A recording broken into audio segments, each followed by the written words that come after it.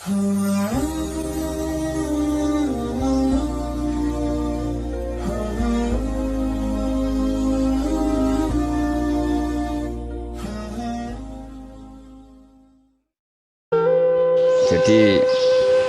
karena seakan-akan belum melakukan.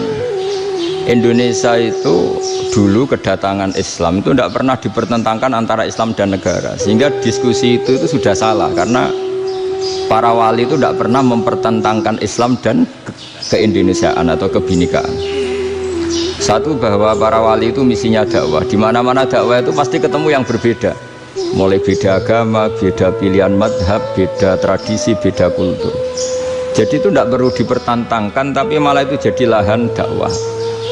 Sehingga kita ini kalau diminta diskusi hubungan negara dan agama malah bingung, memangnya kenapa? Itu seperti dulu zaman P4, saya punya kawan di Jogja, teman saya nulis tafsir Profesor Zaini, itu pernah zaman Pak Harto disuruh sosialisasi P4 di Papua. Apa hubungan Pancasila dan UUD 45? Itu orang Papua jawab, hubungannya baik-baik saja Pak. Jadi yang unik tuh ketika disuruh baca Pancasila, satu Pancasila, dua ketuhanan yang Maha Esa. Nah, akhirnya 6 kan? Kenapa Pancasila jadi 6? Yang unik itu ketika ditanya, ini saya melihat langsung di TV 7 itu, Indonesiaku ini. Ada anak-anak kecil ditanya, bendera ini milik siapa? Bendera merah putih. Jawabannya apa? Milik sekolahan Pak. Karena memang milik sekolah. Itu yang tanya itu kaget. Milik sekolahan Pak. Nah, tentang tema ini mohon dibaca ini langsung start ya, langsung serius, karena tadi sudah kayak jurkam tadi, ini yang langsung khas ilmuwan. Ini sebagai penghormatan saya pada Yunisma, ini khas keilmuan. Imam Zuhri adalah gurunya Imam Malik. Ya, saya ulang lagi ya, Imam Zuhri adalah gurunya Imam Malik. Halaman 29. Ini langsung start saya baca halaman 29. Nah, ini terutama yang para punggawa-punggawa ini. Saya baca ya. Ini teks tidak ada yang saya rubah, memang persis seperti ini. Bismillahirrahmanirrahim. Yaqulu Zuhri, ini gurunya Imam Malik. Fama futiha fil islami fathun qablahu kana a'zama minhu. Innama kanal qitalu haitsul taqon nasu. Falam makanatil hudnatu wa wadu'atil harbu wa amana nasu ba'duhum ba'du wal taqaw fatafawadu fil hadits wal munaza'ah. Falam yaklim ahadun bil islami yaqilu syai'an illa dakhala fihi. Walaqad dakhalataini kasanaten mithlu man kana fil islam qabla dzalika wa aktsar. Terus ini ngomongnya harus santai, nggak boleh provokatif. Begini, kita tahu dalam perdamaian Hudaybiyah itu poin-poinnya itu semuanya merugikan Islam. Di antaranya adalah jika yang Islam masuk kafir harus dibiarkan, karena berarti masuk ke habitat asli. Karena Nabi sebelum jadi Nabi, komunitas pokok itu kafir, sehingga kalau Islam masuk kafir kembali ke habitat.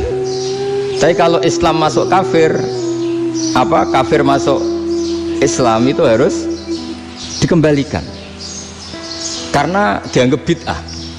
Maka kalau kamu dituduh bid'ah itu tenang saja dulu. Nabi itu ya dituduh ji'ta bidinin muhdas, kamu datang dengan agama yang baru. Cuma agak diteruskan wa kullu muhdasatin bid'ah wa kullu bid'atin dalalah. Jadi orang-orang kafir dulu kalau ngomentari Nabi, ji'ta bidinin muhdas, kamu datang dengan agama yang apa? Baru. Nabi nurut. Semua perjanjian yang merugikan Islam itu Nabi nurut. Tapi Nabi hanya minta satu hal, jangan ada perang 10 tahun. Dan orang boleh seminar, boleh diskusi tentang Islam. Ya ini dengerin betul ini. Jadi saya tidak akan provokatif, ini pakai logika. Nanti bisa dipakai disertasi doktor. Tapi saya minta orang boleh diskusi, boleh seminar tentang Islam. Akhirnya saat itu juga ada orang yang masuk Islam. Di depan tulisan itu belum kering istilahnya. Datang ke situ, namanya Abu Jandal bin Suhail bin Amr. itu datang ke Nabi, ya Rasulullah saya ini mau masuk Islam. Kata orang-orang kafir, ini pertama Muhammad, kamu komitmen enggak sama perjanjian? Kalau kamu komitmen harus kamu kembalikan. Nabi bilang, ya Aba Jandal kamu kembali ke mereka, ke habitat mereka, yaitu menjadi kafir, di komunitas kafir maksudnya. Akhirnya nangis. Umar, Sayyidina Umar itu mendekati Abu Jandal, kemudian memberi isyarat supaya ngambil pedangnya. Jadi syaratnya wong ini baca ora wis. Maksudnya orang-orang kafir. Tapi Abu Jandal nggak mau. Singkat cerita akhirnya kembali ke komunitas kafir. Tapi yang dikatakan Imam Zuhri cara analisis ini nggak bisa pakai provokatif, harus pakai analisis. Innama kanal qitalu haitsul taqon nasu. Yang namanya perang itu menjadikan orang tidak berpikir jernih. Ini poin yang diambil oleh Rasulullah. Kalau dibahasakan Nabi curi kesempatan, masuk Nabi dikatakan mencuri, meskipun itu hanya bahasa ya.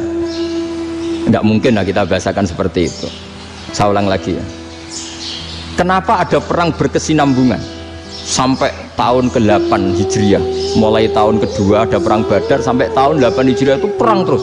Nabi sama orang kafir perang terus.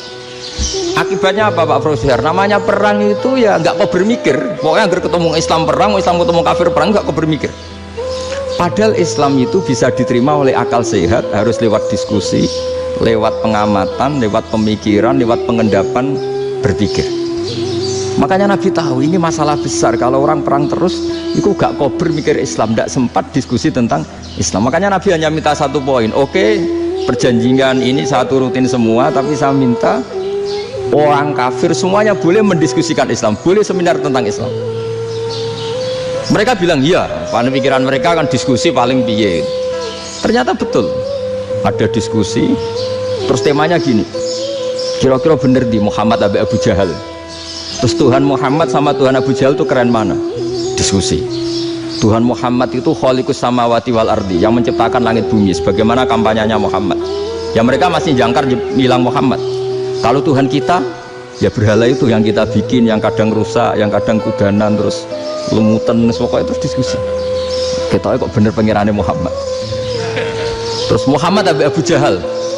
Mulai dhisik Muhammad itu ratau bodoh nih. Mulai dulu Muhammad tuh gak pernah bohong. Abu Jahal, waduh, wis bodoh nih ngongkonan. Wis ribet kan? Dan semua diskusi itu mengarah ke kebenaran Islam. Akhirnya ngomong kafir sing tokoh-tokohnya cara Jawa yuk, wah semane jebule masalah ini kan. Artinya gini, kalau kita ingin Indonesia damai, sebenarnya yang untung itu Islam. Karena Tuhan yang menciptakan langit dan bumi tentu gak akan diperbandingkan atau akan dikalahkan oleh Tuhan yang lahirnya saja sudah di bumi. Misalnya kita menjual Tuhan Allah, siapa itu yang menciptakan langit bumi, yang ada sebelum langit bumi, bandingkan dengan Tuhan yang lahirnya di bumi, ada tanggal lahirnya, ada aktenya, kan sudah ribet kan. Begitu juga kalau memperbandingkan tokoh, Muhammad itu siapa? Tokoh yang bisa menyatukan pan-Arabik, tokoh yang begini-begini, yang sayang istri, sayang keluarga, dibandingkan dengan tokoh Abu Jahal, Abu Lahab yang corong jauh penggaweannya yang rugikan orang lain. Akhirnya orang itu mulai tertarik sama Islam. Makanya kata Az-Zuhri pakai bahasa dulu, falam yaklim ahadun bil Islam. Tapi kalau sekarang yang populer itu bahasa yatakallam. Sebenarnya yang benar itu bahasa kalimah yaklimu kalaman, karena masdarnya itu kalam, berarti sulasi nopo mujarrad. Tapi di fiilnya itu mujarradnya enggak kelaku. Jadi di fiilnya takallama yatakallamu, tapi untuk masdarnya yang kelaku kalaman. Jadi ini agak unik, agak gak lazim. Sebenarnya kan takallama yatakallamu takalluman, tapi di masdarnya kalam populer, tapi di fiilnya tidak populer. Saya teruskan ya, ini penting sekali. Jadi menjual Islam, kalau boleh dibahasakan menjual, itu tetap enak dalam kondisi damai. Karena kalau kita perang, itu bawaannya kalau ketemu ya perang. Kalau ketemu perang, sehingga orang itu rakober diskusi dulu. Saat benernya Islam sampai kafir itu bener di. Karena tidak kober diskusi, tidak sempat diskusi, orang yang milih yang kafir. Karena yang mayoritas yang kuat. Sementara Islam zaman itu lemah. Ya Nabi itu yang diminta hudnah, yang penting kita damai. Terus orang boleh mendiskusikan benar mana kita dan mereka. Ya setelah diskusi ya tadi kan nggak mungkin Allah yang begitu keren hebat pencipta langit bumi dibandingkan berhala yang mengurus dirinya sendiri saja tidak bisa. Walhasil terus orang mulai tertarik sama Islam dan aturannya nggak boleh dilarang diskusi itu. Nah makanya saya pernah ditanya beberapa profesor di Jogja, Gus, suatu saat kalau kampus paling keren di Jogja ini ada Islamic Studies, kemudian pengajarnya dari berbagai agama, ini riskan nggak bagi Islam? Saya jawab, asal yang didiskusikan Islam itu nggak masalah, yang repot itu nak umat Islam. Karena kalau umat Islam yang jadi percontohan, banyak raja yang dolim, banyak pemimpin muslim yang dolim, terus identik dengan Islam itu jadi dolim kan ribet. Ya kalau pas umat Islam, kalau Islam yang kumat kan jadi masalah kan. Nah ini kan terus jadi beda umat Islam sama Islam yang lagi apa? Kumat. Sehingga cerita terus Islam mendapat posisi yang luar biasa. Nah makanya di sini diistilahkan falam makanatil hudnah, ketika ada perdamaian wa amanan nasu ba'dum ba'do, orang merasa aman, itu fatafawadu fil hadis wal munazaah, mereka berdebat. Munazaah itu berdebat, keren mana konsep Muhammad dengan konsep Abu Jahal, keren mana konsep Tuhannya Muhammad dengan Tuhan kita, terus diskusi. Dan mereka akhirnya ikrar, wah yang benar ya Muhammad lah. Di mana-mana Tuhan tuh ya sebelum langit dan bumi, di mana-mana Tuhan ya punya reputasi menciptakan. Masa Tuhan reputasinya diciptakan, kayak berhala dan sebagainya. Ibadah juga gitu. Ibadah wong kafir itu kalau tawaf itu telanjang, ibadah Muhammad santun pakai pakaian. Terus akhirnya mereka mulai tertarik Islam. Sehingga saya lihat di beberapa tafsir, saya memang tidak akan ngomong yang tidak serius, ngergani Unisba ben sawangane pemikir serius. Di Quran itu sampean lihat di tafsir Tobari itu ada ayat bal naqdhifu bil haqqi 'alal batil fayadmaghuhu fa idza huwa zahid. Qadhafa itu kalau di kamus tak lihat itu takallama bila dalilin. Qadhafa itu ya pokoknya sekenanya. Artinya gini, kebenaran Islam atau kebenaran hak itu kamu taruh sekenanya saja itu tetap menang. Apalagi kamu taruh secara teratur, kamu taruh sekenanya saja itu tetap menang. Sehingga di sini banyak sahabat yang hidup di Cina. Sekarang juga banyak orang alim yang milih hidup di Amerika, banyak orang alim yang milih hidup di Inggris. Dan mereka pede, percaya diri karena kebenaran itu kamu letakkan di mana saja itu tetap akan menang, akan menemukan momentum kemenangannya. Misalnya gini, contoh paling gampang. Dulu para peneliti, saya ulang lagi, dulu para peneliti itu ya datang kemana-mana, termasuk Ibnu Battuta, termasuk Ibnu Khaldun, ya semua peneliti itu suka neliti. Setelah diteliti, Quran itu satu-satunya kitab suci yang membicarakan sains, misalnya tentang falak, tentang astronomi, tentang asal-usul kejadian manusia, kejadian makhluk, juga bicara tentang geografi, geologis, semuanya. Sementara kitab lain hanya cerita tentang mawaid wal hikam wal ibar. Jadi diteliti kayak apa, pada akhirnya hak ini yang menang. Bal naqdhifu bil haqqi 'alal batil fayadmaghu fa idza huwa zahid. Saya berkali-kali cerita, ada ulama yang ahli matematika. Ketika ditanya kenapa kamu suka ngajar matematika, sampai muridnya itu ragu, ini guruku mlebu swarga ta ora, penggaweane mulang matematika. Tapi para muridnya bermimpi bahwa Imam Amudi itu disuruh ngajar para malaikat. Dan itu pede betul dia. Kata Allah, ini ulama saya yang iman kepada saya setingkat iman kamu. Jadi malaikat itu tidak mungkin Gusti, kita menyaksikan langsung engkau, sementara ini di bumi nggak nyaksikan jenengan. Kenapa bisa sepede dan seyakin itu? Akhirnya Imam Amudi disuruh ngajarin matematika. Jadi Anda kalau profesor itu nanti harus sempat ngajari malaikat, itu baru benar-benar profesor. Jadi nanti di akhirat ngajari siapa? Malaikat. Jadi ada seminar yang melibatkan banyak malaikat, narasumbernya itu seorang profesor. Itu ketika kenapa engkau begitu yakin kalau Allah itu Tuhan dan Allah itu Al-Wahidus Shomad. Terus Imam Amudi mulai nulis angka gak beraturan, 2, 3, 4, 5 sampai 1 miliar, 1 triliun, semuanya gak beraturan. Kata beliau, nisbatus naini wasala sa ila ma la nihayatalaha iku nisbatul far'i ilal asli. Mbok angka sebanyak apapun, 2 dibanding 1 ya far'ul wahid, 3 dibanding 1 ya far'ul wahid, semua angka yang enggak terhingga pun dibanding 1 semuanya far'ul wahid. Semua angka sebanyak apapun itu cabang dari angka 1. Fakullu hadil awalim far'un minal wahidis somad, yaitu Allah Subhanahu wa ta'ala. Wakil malaikat tepuk tangan, iya juga. Jadi begitu juga ada ulama itu ahli gambar. Saya dulu ngaji sama Mbah Mun Al-Husunul Hamidiyah, itu kitabnya itu banyak gambarnya. Dan gale gambar yang ngawur betul, mangga ahli gambar. Saya epol, atas sempurna lele. Semua gambar bangunan, gambar sapi, pokoknya gambar. Ternyata dia menemukan Tuhan itu dari gambar. Gambar serapi ini atau seruwet ini sama. Gambar rapi sama ruwet itu sama kalau dalam pandangan tauhid. Dimulai minan nuqtah al-wahidah. Kowe cek gambar sing rapi sing indah, cek gambarmu elek, dimulai dari 1 titik, dan titik ini nuqtatil wujud, yaitu Allah Subhanahu wa ta'ala. Jadi nek cara ahli tauhid gak penting gambare apik, menang lomba atau ora penting. Butuhe hadis surah ini gambar baik yang rapi maupun ndak adalah min nuqtah dari 1 titik. Ya, alam raya sebanyak ini mbok gambar mbok ora, cek mulai Mars sampai Jupiter kuwabeh semua bentuknya yang banyak ini semuanya min nuqtatil wujud, yaitu dari titik wujud. Ini kok Allah Subhanahu wa ta'ala. Di sini hebatnya ulama-ulama, mbok dia pengajar matematika, mbok pengajar gambar, semuanya dipakai perangkat untuk tauhid. Nah, itu kan juga bagian dari Islam damai, Islam yang sangat tidak perlu perang untuk orang dipaksa Islam. Nggak perlu provokatif kayak tadi pidatonya rektor jenengan tadi. Jadi ciri utama ilmuwan tuh kalau ngomong datar tapi logikanya nggak terbantahkan, itu ciri khas ilmuwan. Kalau ciri khas politikus kalau ngomong itu keras, provokatif lah kira-kira gitu. Tapi isinya biasa. Nah, saya berharap nanti semua profesor doktor itu datar tapi isinya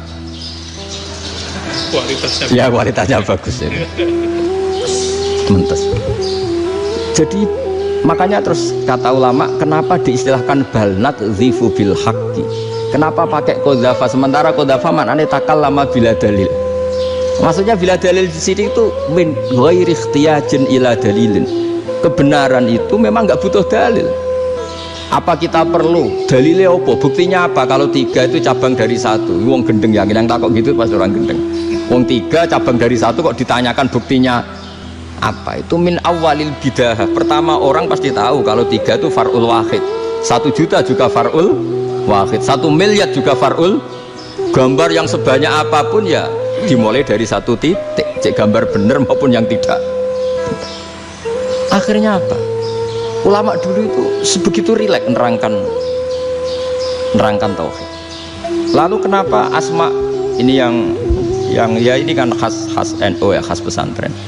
Sebenarnya saya keberatan pakai istilah khas NU, pakai khas pesantren, karena NU itu anaknya pesantren, jangan dibalik pesantren anaknya NU, karena sebelum ada NU itu ada pesantren. Tapi kayaknya Unisma lebih suka pakai bahasa NU, dan saya ya agak-agak orderan yang terpaksa disuruh ngomong. Ini agak apa ya, agak kacau sebetulnya, ini agak kacau. Jadi NU itu sama pesantren itu tua pesantren. Jadi NU dilahirkan pesantren, bukan dibalik pesantren dilahirkan NU. Sehingga barokahnya didirikan pesantren ini, kadang nyuwun sewu sekali Mbah Hasyim itu kadang ide besar beliau itu ora dituruti wong NU. Jadi Mbah Hasyim cara kula kok dadi Mbah Hasyim ya mangkel. Mbah Hasyim itu ngarangno kentong. Nggih ngarangno beduk, tapi NU nganggo kentong. Dan uniknya Mbah Hasyim enggak tersinggung.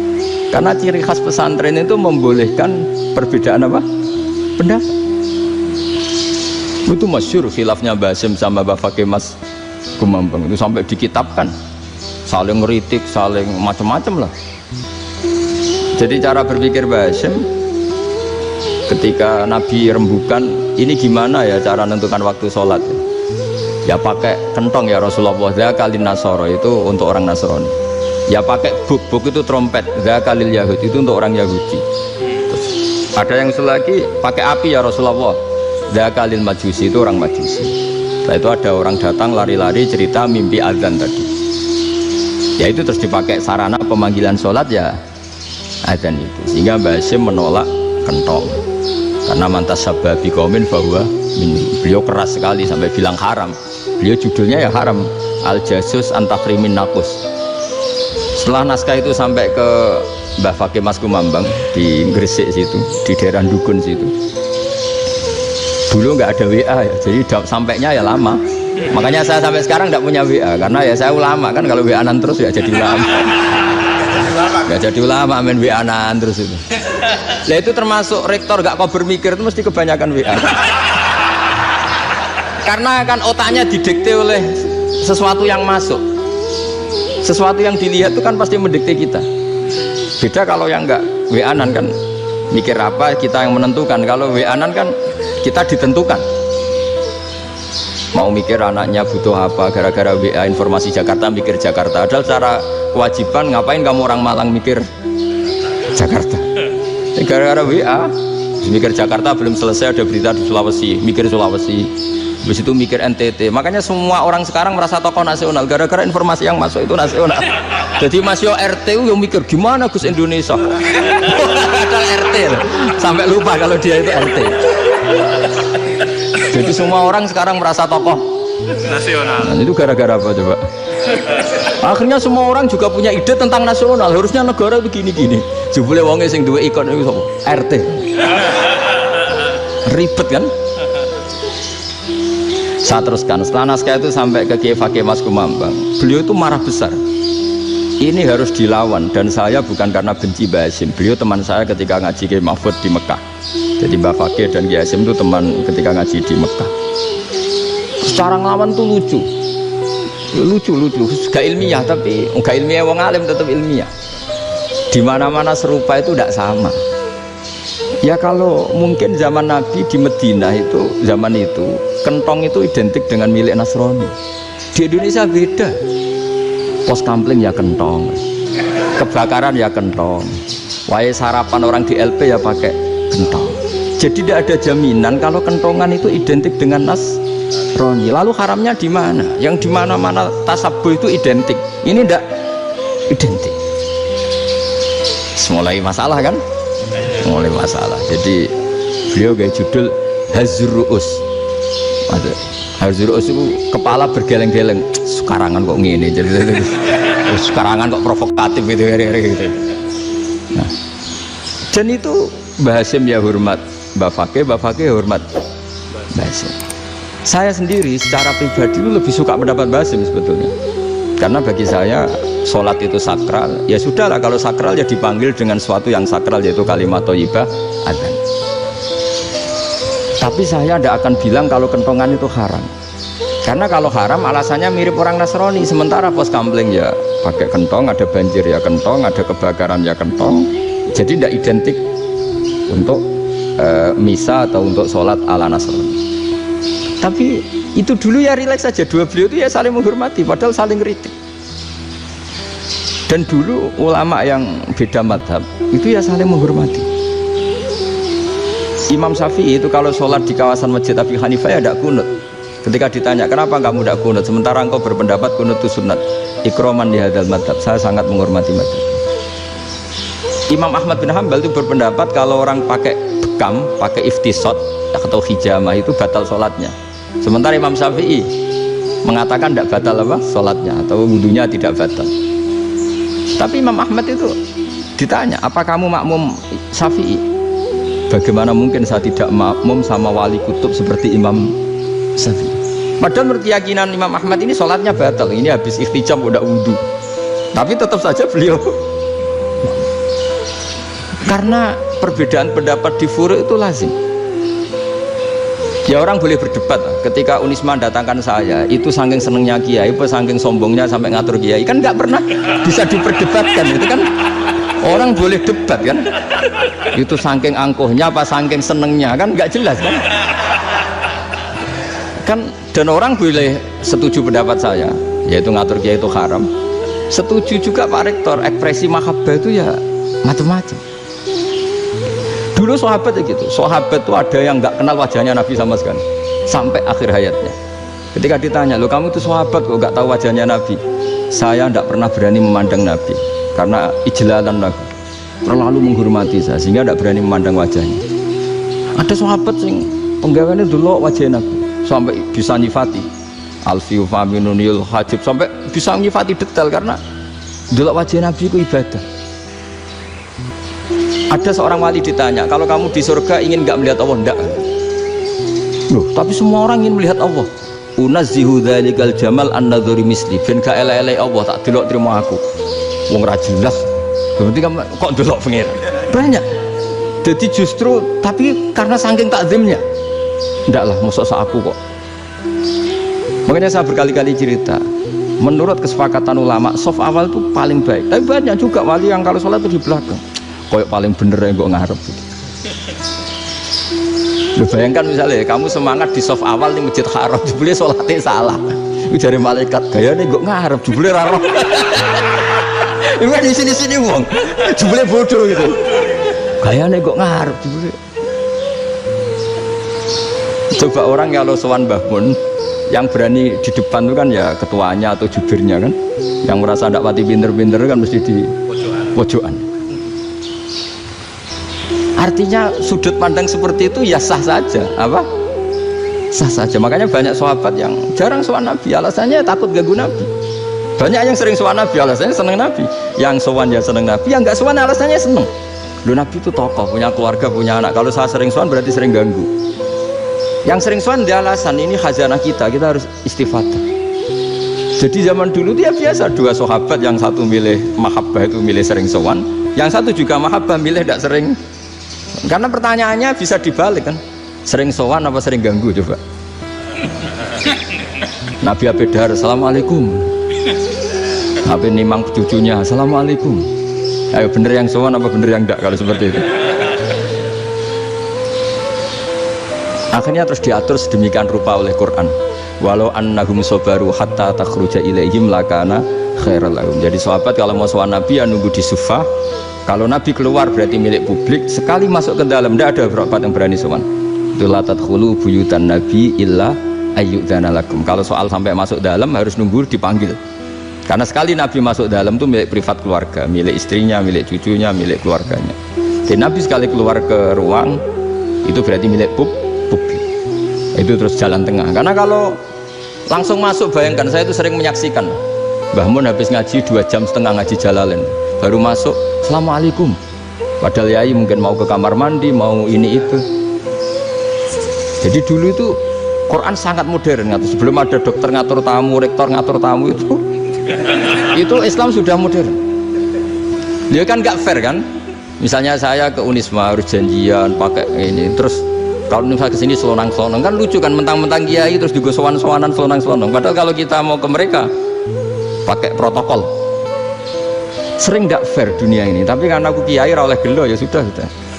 Akhirnya saya memutuskan gak gampang kemana-mana karena itu. Saya sering didatangi ajudannya menteri, Gus mau ada tamu dari Jakarta tanggal ini, mesti saya bilang, mereka milih tanggal yang mereka kosong, kok tidak mikir apa situ kosong. Tak jawab enggak lah, sebelum diatur bahasanya dan tawaduknya gitu. Akhirnya dibalik, datang lagi, Gus jam dengan kosong apa kita menyesuaikan. Lah itu lagi dia akhlak kata saya. Itu baru punya akhlak kata saya. Bukan masalah ini, bukan masalah gengsi ya. Saya sendiri itu dolan ke alumni itu jarang, karena ya takut. Kiai kan yo nganggur, jam 09.00 nganggur, jam 10 nganggur. Bisa saja alumni itu kerja di pabrik, bisa saja yang latihan ekonomi di pasar. Sehingga kalau saya datang jam 9, iki kiai sing nilai santri ini, apa kiai sing ganggu santri. Nah karena orang ini melakukan rutin gak kok berpikir, pokoknya ngono jenenge silaturahim. Mau nyerah kok berpikir, padahal kalau diangen-angen ini kiai yang nilai santri ini, apa kiai yang ganggu santri ini karena datang di jam kerja. Nah, bayangkan kalau kebenaran dulu itu dikawal oleh satu peradaban perang. Jadi Nabi sesuai diangen-angen Nabi. Perang Badar menang Nabi, perang Uhud menang wong kafir, perang ini gonta-ganti. Apapun itu yang penting satu kesimpulannya, cara Rasulullah kesimpulannya satu. Orang tidak kober mikir kebenaran secara mengendapkan pikiran dengan pikiran jernih. Maka hebatnya Nabi ketika perjanjian, pokoknya saya minta nggak ada perang. Dan orang yang boleh mendiskusikan Islam. Itu luar biasa idenya Nabi. Karena bawaan perang itu wong kan nggak mau bermikir. Ibarat seorang misalnya seneng satu perempuan, ketemu rivalnya langsung perang kan gak mikir. Tapi kalau kau bermikir, diangen-angen cawe wedok iku ora seneng aku. Untungnya apa untuk wong ayu ora seneng, malah mau loro hati. Terus sudahlah, buruan dialihkan kemana kan gitu. Itu nak mau amen WA nan tukaran lewat SMS atau tarung langsung ora kau bermikir. Tapi kalau kau bermikir, akhirnya berpikir deh. Perempuan tadi sebenarnya yang disenangi siapa? Oke, ternyata senang Pak Erik. Sudah kita ngalah. Karena tidak ada nikmatnya kan menikahi perempuan yang sama sekali tidak mencintai kita. Tapi kalau nak kau berpikir pokoknya diprovokasi, wah kue kalah BA, kue kalah B, pikirannya kan ojo sampai kalah. Bareng wis menang ternyata ada mas lah. Nah bayangkan Islam itu seperti itu dulu, dipertarungkan. Doang Islam tuh dinu aklin, agama yang diterima dengan akal sehat. Tapi sekarang ukurannya perang, yang menang berarti bener, yang menang bener, kan terus jadi repot. Itu Nabi tidak ingin, makanya Nabi ingin sudah nggak ada perang. Nah makanya kata Imam Zuhri, fathul Islam terbaik adalah orang boleh diskusi tentang Islam dan tidak ada perang. Lagi-lagi penting, tidak perang itu penting, silmun itu penting, perdamaian itu. Setelah tidak ada perang, akhirnya fatafawadu fil hadis wal munazah, orang boleh diskusi apa saja, termasuk boleh adu polemik. Konsep satu Tuhan dan Tuhan banyak diperdebatkan. Akhirnya Nabi secara rileks bisa menjelaskan, Muhammad, urusan kita banyak. Kalau Tuhannya satu tidak cukup, Tuhan harus banyak untuk menyelesaikan berbagai urusan. Ada Tuhan bagi rektorat, bagi macam-macam kan. Ada Tuhan untuk ngurusi utang, ngurusi BPKB, macam-macam. Terus kata Rasulullah, enak saja Nabi jawabnya. Ya kalau kamu punya majikan banyak, perintahnya beda-beda, kamu mangkel enggak, bingung enggak? Ya susah, Mat. Kalau majikannya banyak, perintahnya beda-beda, kita jadi repot. Seneng mana? Seneng majikan satu. Ya sudah, Tuhanmu itu majikan kamu. Kalau Tuhannya banyak, perintahnya macam-macam, kamu yang repot. Akhirnya sudah, Mat, Tuhannya satu aja. Nah, itu ya barokahnya diskusi tadi, barokahnya agak perang. Daraballahu mathalan rajulan fihi syuraka'u mutasyakisuna wa rajulan salamal lirajul hal yastawiyani masalah. Terus alhamdulillah. Jadi orang yang paling kafir pun saat itu taslim. Nah, ini kembali ke kalimat la ilaha illallah. Saya tidak perlu provokatif, pasti teori saya itu benar. Bukan saya bilang benar itu karena sombong, enggak. Ini sesuai teks. Misalnya begini, benar enggak kelompok takfiri yang suka ngafirkan orang lain? Itu pasti tidak benar. Logikanya gampang. Orang yang kafir 70 tahun saja dengan melafadzkan la ilaha illallah menjadi muslim. Masa dengan kalimat yang sama yang muslim menjadi kafir? Itu logikanya kan enggak ketemu. Orang kafir 70 tahun untuk menjadi muslim disuruh baca apa? La ilaha illallah. Tapi gara-gara baca la ilaha illallah nyekel patok jadi kafir. Pertanyaannya, loh ini kalimat apa? Kalimat untuk mengkafirkan apa kalimat untuk mengislamkan? Karena yang kafir dengan kalimat itu menjadi Islam, ternyata yang Islam dengan kalimat itu menjadi kafir. Itu ketemu nggak? Cara logika itu kan nggak ketemu kan?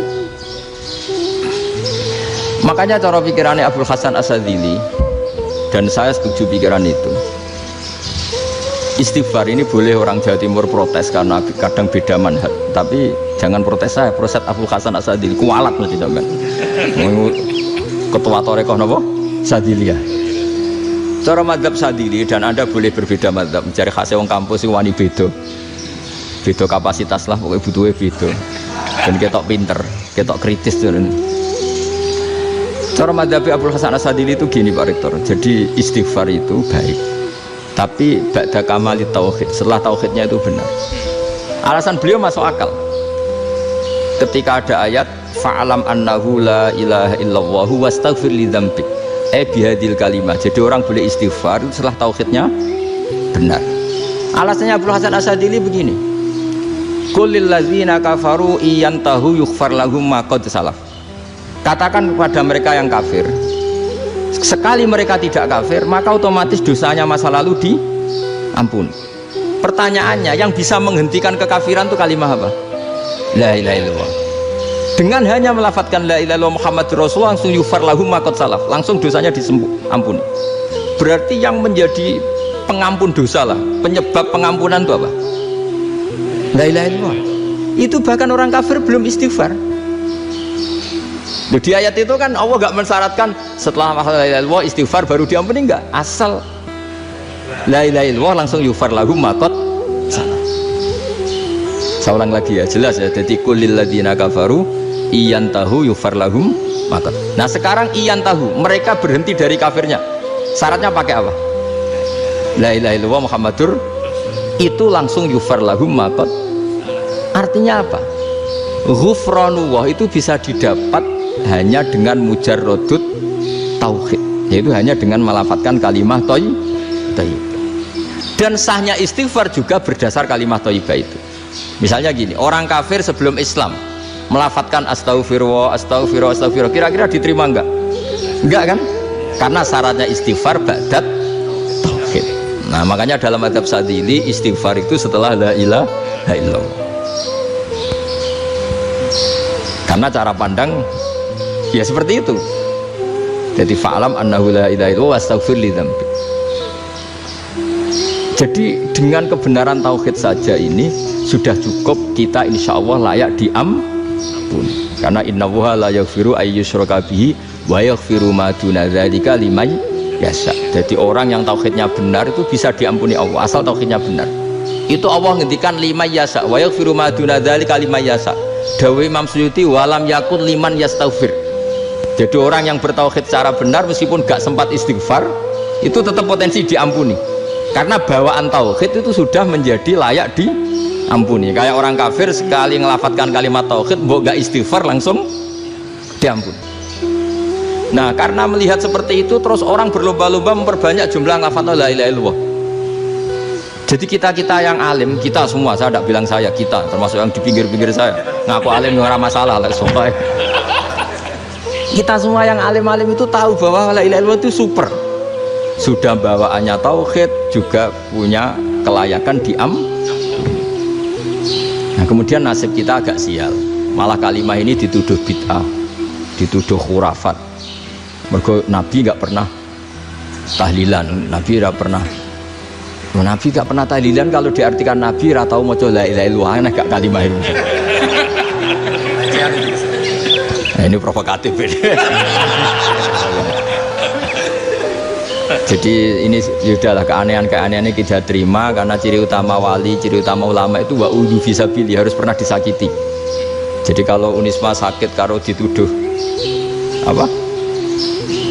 Dituduh bid'ah itu berarti belum calon ulama. Anjar ulama itu wa'udhu fisabilillah, harus disakiti. Jadi kalau kamu disalahpahami itu ya harus santai. Provokatif tadi. Iya, termasuk provokatif tadi. Termasuk diatur tadi itu. Jadi kalau cara berpikir kan, karena mereka itu memang kalau kita turutin itu memenya itu terlalu, kadang menghujat kita itu enak ya jadi GNU, ada orang mati datang, kiainya dapat makan, dapat rokok, terus pulang. Jadi apa, terus kita kayak tersangka terus. Kita kan kayak tersangka terus, tertuduh terus. Terus yang orang NU ya memenya juga nggak kalah ekstrimnya. Boleh ya ajaran orang nggak boleh ngasih-ngasih kiai gitu. Berarti boleh dong ajaran kikir. Jadi memang kadang apa ya, cangkem elek lah bahasa kasarnya itu. Itu memang kadang lebih mengenakan. Kalau kita datang ke acara mayat kan dapat makan, dapat minum. Kalau yang sohibul bed rokok ya dapat rokok. Kalau kiainya dapat wajib, kadang 20.000, kadang 50.000. Terus memenya itu kok setega itu ya, ada orang meninggal kok malah kita makan-makan. Seakan-akan kan kultur ini biadab kan gitu. Tapi yang orang NU kebalikan bales. Oh ternyata nggak boleh ya mayat disodakoi, ternyata nggak boleh ya orang dermawan. Berarti Islam membolehkan medit ya gitu. Ya modus ini kan. Angen-angen itu luwih mandi timbang takbir ya kan. Karena ini kan memicu emosi kan. Memicu apa? Emosi. Nah tapi saya kalau disuruh bela mana itu tidak ada yang saya bela. Ya orang sudah lah, kalau mau nganggur saja sudah itu. Ya tapi itu memang apa ya, itu khazanah Islam, ada yang kritik ada yang enggak. Ya itu memang khazanah, ya biasa aja, kalau saya biasa aja. Karena dulu ulama itu sudut pandangnya itu ya seperti itu. Ada yang ulama suka ibadah itu sholat, ada yang milih apa tidur. Sampai Imam Ghazali bilang suatu saat ibadah terbaik di zaman akhir itu tidur kan. Sholat saja kalah sama tidur kan. Tapi itu loh ya, yang wajib tetap loh ya, terus kamu gak sholat wajib. Begini beliau mencontohkan itu. Ada orang sholat tahajud terus obsesinya itu ingin hajatnya terkabulkan. Sementara yang tidur obsesinya nikmati rahmatnya Allah, boleh tidur, bisa tidur. Kata Imam Ghazali, timbang kita tahajud terus nuntut pangeran aduk turu katanya.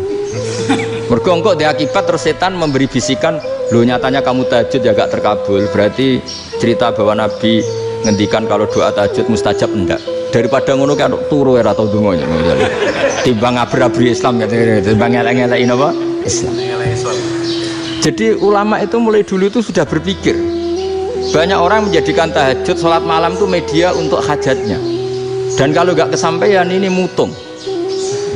Nyalahkan kiainya ijazah ramandi. Macam. Daripada ngono ora usah apa? Tahajud turu. Dan jenis kayak ini tuh banyak. Makanya ulama kayak saya itu saenake dhewe itu ya jarak. Saya sering didolani muhibbin terus bilang, "Gus saya doakan gini-gini, saya mau nyalon bupati atau saya gini." Saya bilang, "Gak waduh orang donga, nak ramandi darane ulama dongane ramandi." Nak mandi kamu jadi bupati tetap nganggep karena beli. Sopo sing ora roh bupati saya gak beli. Ribet kan? Ketika mereka jadi ngunsurkan doa kamu apa karena kemarin beli? Yang beli maksudnya, nggak beli nggak usah tersinggung. Jadi ribet ngadepin. Nggak, artinya gini loh, doa itu jangan dipakai begitu. Kalau minta nasihat, tak nasihati jadi bupati yang baik, gubernur yang. Kalau minta doa itu resikonya. Akhirnya kiai kalau diminta doa ya doa, sebenarnya diisinya itu nggak doa kemenangan. Itu nggak selamat gitu. Karena ribet.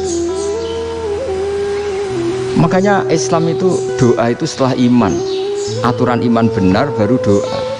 Aturan iman benar termasuk Allah itu yaf'alu ma yasha, boleh melakukan yang dikehendaki. Allah nggak boleh terdikte oleh doa kita, nggak boleh. Ya saya ulang lagi ya, madzhab Hasan Asyadzili ini khas kita. Jadi la ilaha illallah itu didahulukan sebelum istighfar. Tapi kebalikannya madzhab Imam Sanusi itu dibalik. La ilaha illallah itu kalimat yang sakral. Karena yang sakral dibutuhkan muqaddimah, yaitu yang melafadzkan harus yang sudah bersih, yang sudah steril baru melafadzkan la ilaha illallah. Maka dalam madzhab Sanusiyah istighfar dulu baru la ilaha illallah. Nah, dalam madzhab Abul Hasan Asyadzili kebalikan, istighfar itu sah setelah sahnya tauhid. Kamu ikut mana tuh? Asyadzili apa Sanusiyah? Alhamdulillah sama-sama tidak paham, ya sudah. Akhirnya sudah, ya nggak kemana-mana kan gitu. Jadi apa ya? Terus ini saya teruskan, ini biar khas pesantren atau khas NU lah, kalau bahasa Pak Rektor khas NU. Ini Ben sampean tahu beberapa perbedaan itu lazim, halaman 24 ya, halaman 24 sama 25 tak baca, ini masih orisinil. An Sufyan bin Uyainah, ini juga gurunya Imam Syafi'i. Kata Sufyan bin Uyainah, beliau cerita, kana Isa wa Yahya alaihi salam ya'tiyanil qaryah fayas'alu Isa an syirari ahliha wa yas'alu Yahya an khiyari ahliha. Jadi Nabi Isa dan Nabi Yahya itu satu generasi, sama-sama masih muda. Kalau di satu kampung yang Nabi Yahya tanya, ini keluarga terbaik siapa? Saya mau nginap di situ karena kumpul orang baik itu nyaman. Kalau Nabi Isa kebalikan, keluarga terburuk mana ya, saya tak di situ. Nah terus akhirnya faqala lahu Yahya lima tanzilu ala syirarin nas, kenapa kalau kamu bermalam kok malah kumpul orang-orang yang nakal? Innama ana tabibun udawil mardo, saya ini nabi barat dokter, di mana-mana dokter yang ngumpuli yang sakit, ngobati yang sakit. Makanya di NU itu ya banyak Kiai Jazab mengumpuli yang nakal-nakal. Nak tepak yang ngentas yang nakal, nak ra tepak ya katut. Ini adu nyali lah sudah gitu. Tapi itu ada ilmunya, yaitu niru Nabi siapa? Isa. Kalau kamu dokter penelitian tuh cari daerah yang banyak pandemi apa yang bersih? Yang banyak pandemi, karena yang namanya penelitian ya di situ kan. Kalau kamu dakwah ngentas kemiskinan, ke daerah miskin apa daerah kaya? Nah sama, kalau ngentas kefasikan, ke daerah fasik apa daerah orang soleh? Fasik. Ya, tapi itu Nabi Isa. Nah kalau kamu tidak Nabi kan potensinya kan ngadut itu. Tapi setidaknya bahwa kita sering disalahkan karena punya beberapa tokoh yang ngancani fasik-fasik, itu sebenarnya ada dalilnya, yaitu Nabi siapa? Isa. Nah terus masalah tegas dan lunak. Ketika ada mahasiswa misalnya pacaran, boncengan lanang dan perempuan, itu pilihan kita apa? Kalau tegas, terus gak mau mendengar kita. Misalnya gini, contoh gampang, tak beri contoh Pak D. Jangan orang tua, nanti secara fikih itu beda. Nah ini kan kita orang pesantren, biasa ngaji fikih detail. Kamu Pak D seorang perempuan, mahasiswi misalnya, sering pacaran. Setiap ke situ sama pacarnya kamu diam saja. Padahal kamu dosen keislaman. Mesti pawanaan kamu nyimpulkan, ternyata pacaran itu tidak apa-apa. Buktinya Pak D itu tidak negur, menengahi. Ini berarti asukut alal mungkar. Tapi kebalikannya, Pak D ini terkenal keras. Nak rono mesti raja aku ponaan. Akhirnya yura rono, mesti ngerti nak mesti diamuk. Nah, dua orang ini sama-sama gagal kan? Yang lunak menjadikan ponaannya pacaran terus karena enggak negur sehingga dikira membolehkan. Sing keras juga enggak sempat bina wong rono era wani. Akhirnya dua orang ini sama-sama enggak ketemu, sama-sama enggak berkesempatan membina kan? Gagal membina kan? Karena yang keras ponaannya enggak pernah situ, berarti enggak bisa bina kan? Yang lunak membiarkan berarti juga ada bina. Nah Islam itu antara dua itu, ya agak terlalu lunak, nggak terlalu keras. Karena kalau terlalu keras, misalnya ada kiai terlalu keras, lu masyarakat mau tanya itu gimana? Lari kan? Lu saya ini punya pengalaman pribadi. Saya ini kan kecelok orang alim. Itu kalau pernah ya saya itu berusaha ya pokoknya ya umumnya orang alim lah. Tenang, terus anteng, nggak gejlok-gejlokan. Itu udah ada yang tanya. Saya mimpi ketemu beberapa ulama itu disalahkan. Terus umat saya kalau mau tanya itu ke siapa? Wong alim wis wibawa, meneng tambah banget wibawa. Kepala Quran, sering gejlok rektor macam-macam. Terus wong wanita kok. Saya biasa ke pasar pandangan dicegot orang. Gus, putri saya itu sering keluar darah tapi melebihi batas haid gini-gini. Gua badhe sowan jenengan. Gak usah sowan ning kene mbek ngadeg-adegan. Terus tanya, yang haid berapa hari, Gus?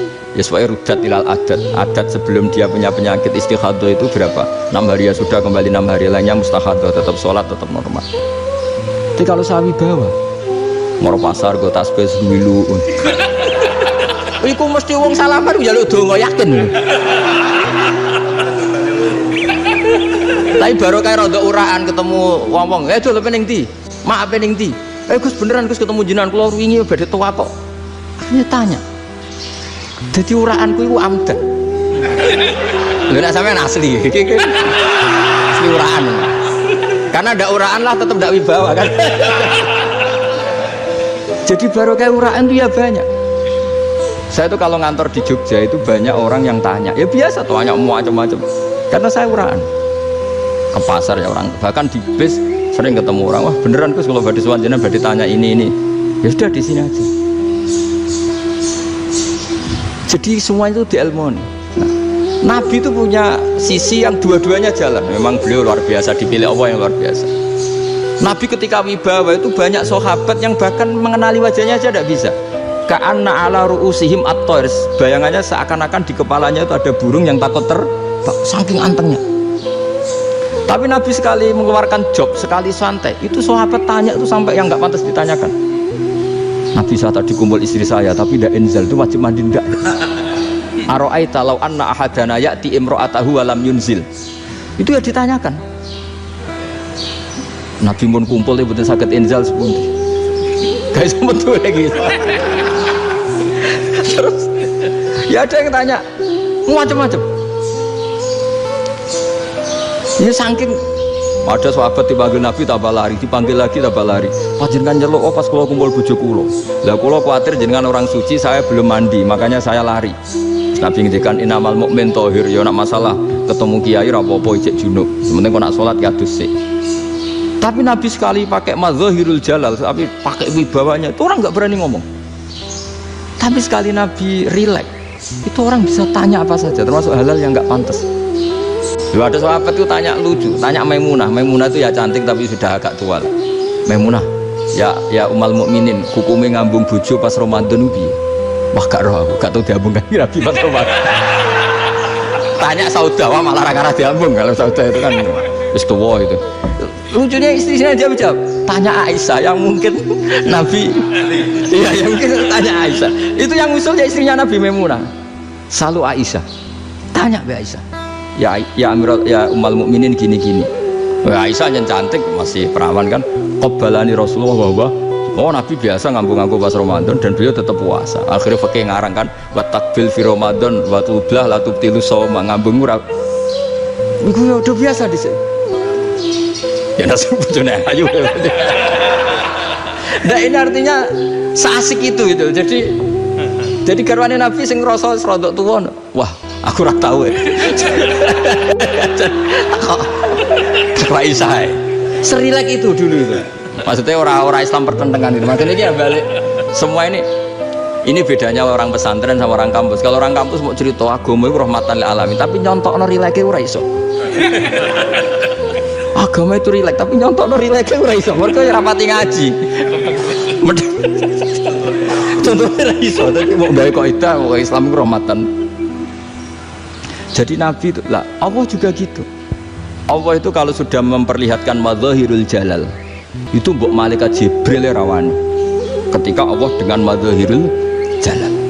Tapi kalau Allah dengan madzahirul jamal, madzahirul apa? Jamal. Iku ya gojok-gojok kan ambek makhluke gojok. Dibuli-bulian jorosan itu. Ya sampean delok ning hadis syafaat itu, akhiru man dakhalal jannah atau akhiru man kharaja minan nar, itu di beberapa judul. Ada seorang rojul yang ahli neraka ya, dintas mbek pangeran terus didudono swarga. Gusti, swarga sengiler tok wong wayu, roh wis ngiler tok. Ngerjaluk Gusti mosok roh tok ora oleh mlebu. Jarimu asal metu kon neraka ora jaluk-jaluk meneh. Sumpah lo ya, gak jaluk apa-apa neh, mboten Gusti. Sekali saya keluar dari neraka ndak akan minta apa-apa lagi. Wis, wallahi, wallahi, la as'alu ghairaha. Mesti ghaira khoslah, ghaira tilkal khoslah. Ya niku pokoke selain keluar dari neraka saya ndak akan minta lagi. Didono swarga wong dokelon seruwibet kan. Sing bojone elek kan dendam dadi ning swarga. Swarga wis macam-macam. Gusti mosok roh tok ora oleh mlebu, jarine ora janji ra njaluk meneh. Akhire ya wis didelokno neraka. Jadi pangeran jawabe gampang, didelokno neraka. Roh neraka begitu menyakitkan, begitu ngeri. Sudah Gusti saya ndak minta surga, sementing enggak masuk neraka. Rabbana srif anna adzab jahannam. Setelah lama itu diadepno swarga njuk mlebu swarga. Terus diadepno neraka. Akhirnya ya sudah. Saiki mlebu swarga gak apa-apa. Iku jawabe lucu. Atas taziu jenengan ngenyek kula. Mengkarwan ahli swarga kok mlebu swarga. Terus akhirnya mlebu swarga kan, mlebu swarga tamanna, sangen-angen sing mbok jaluk apa? Orang angen-angen yang indah-indah, laka wa asratu amsal ya iku tak turuti wa asratu amsalih lan lipatan kesuwen. Jawabe wong lanang ya lucu. Atas tazi ubi wa anta rabbul alamin. Jenengan pangeran kok ngenyekan. Maksudnya wis karuan aku ora pantes. Terus dari pangeran la astazi ubika walakinni alama asya'u qadir. Aku gak ngenyek kowe, pancen aku pangeran. Nuruti kowe iku iso. Jadi Allah sendiri ketika dengan madzahirul jamal itu malaikat ya ono sing wani bantah. Masyhur itu kan malaikat sing bantah pangeran ataj alufia mayusidu fiya wasfikut. Karena Allah dengan madzahirul jamal. Sing paling masyhur Nabi Musa. Nabi Musa itu ketika Nabi Mi'raj. Nabi Mi'raj itu beliau kira-kira di langit keempat lah yang masyhur atau kelima. Melangkahi. Nabi Musa menangis, ya Rabbi ini apa-apaan? Orang sing ja'a ba'di kemudian melangkahi makom saya ini apa-apaan? Jadi Nabi Muhammad kan apapun hebatnya kan junior. Kok melangkahi makom saya ini apa-apaan? Enggak fair.